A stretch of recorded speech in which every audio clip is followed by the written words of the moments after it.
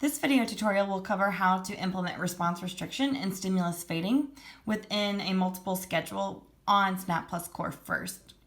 So in some cases, you may have clients that continue to emit functional communication responses on an extinction component, such as an S delta, and you may want to teach that discrimination by implementing response restriction. So you can program response restriction on Snap Plus Core First by hiding the FCR button.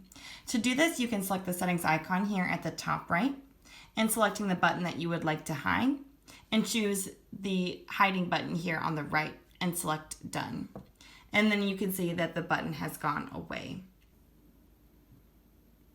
One method you might use to teach discrimination for the S delta component of a multiple schedule is to implement stimulus fading.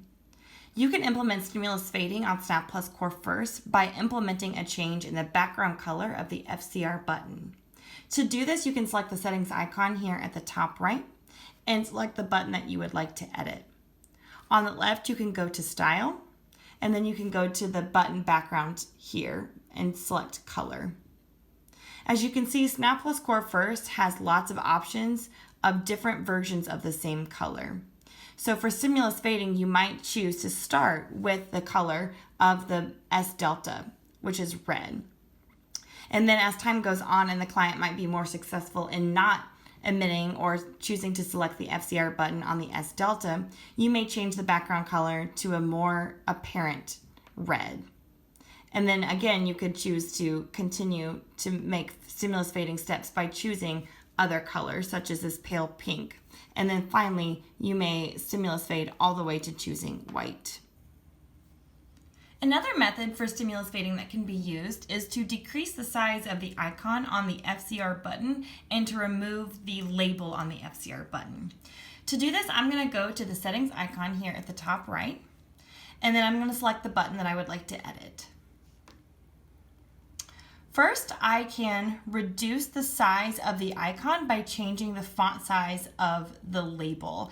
So I'm going to do this by scrolling to Style, and I'm going to scroll down to Button Label and change the size here from 100% to 300%. As you can see, the size of the text became very large, but the size of the icon of the truck became small. Next, I can get rid of the label by changing the color, by going back and changing it from black under button label to clear. Finally, I can change the background of the FCR button to match the rest of the S delta. And I can do this by clicking back and choosing the background of the button. So here you can see button background under color. I'm going to change that to red to match the S delta, and then select done.